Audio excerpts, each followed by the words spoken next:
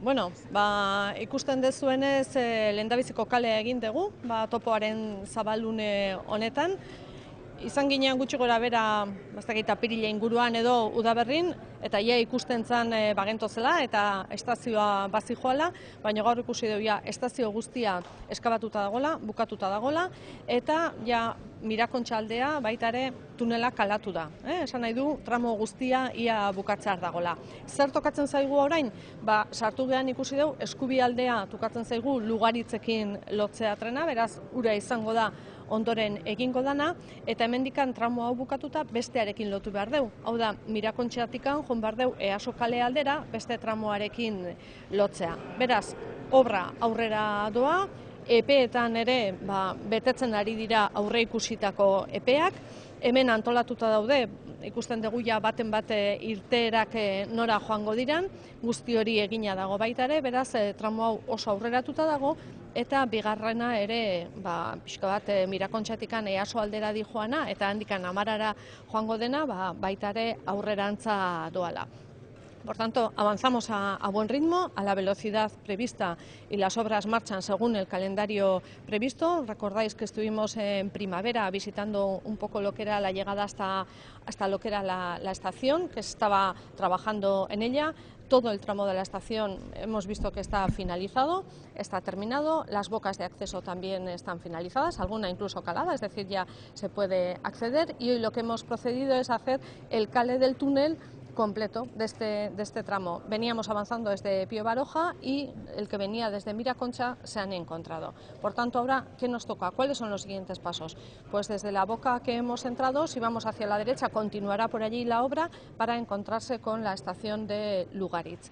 Y continuaremos avanzando desde aquí, desde el final de este túnel, desde Miraconcha, para encontrarnos con el otro tramo, el que viene de Amara, que pasa por Easo, que se está trabajando en este momento y que dará finalización a la obra. Comentamos que vamos en plazos. En principio, si no nos encontramos con mayores dificultades, que una obra de estas siempre la suele tener, más o menos hacia finales del año 2020 todo lo que es la obra de excavación estará terminada, de tal manera que en el año 2021 podamos tener ya todo lo que es el hormigonado, todo el trabajo realizado, las vías, todas las instalaciones finalizadas y podamos empezar a hacer las pruebas de marcha de trenes. Por tanto, la obra continúa a buen ritmo, iremos viendo cada uno de los tramos cómo avanzan. En algunos de los tramos sabéis que trabajamos las 24 horas, en otros de los tramos con la previsión de no molestar en exceso trabajamos solamente de día y bueno, pues las obras van, se están encontrando con un terreno adecuado y bueno, pues vamos avanzando según se está viendo. Bueno, aurre ikusten danez momentu honetan eta obrak dijoazen bezala ez badago zailtasun gehiagorik orain ikusten direnak baino, 2020rakoia eskabazio guztia eginda egongo litzateke, 2021aren bukaerarakoia hormigoi guztia, instalazio guztiak, trenbideak guztia preste egongo litzateke, lehendabiziko trenak aprobak egiten hasteko. Beraz, lehendabiziko bidaiariak 2022ko lehendabiziko 3 hilabetean izango lirateke.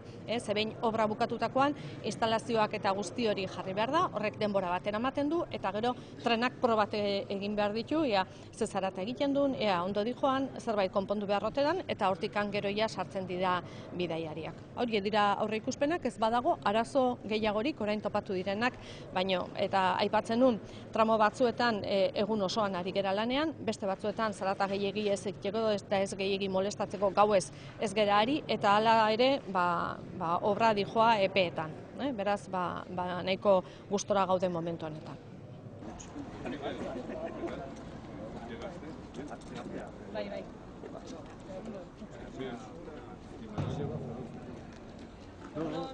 Había un poco atasco.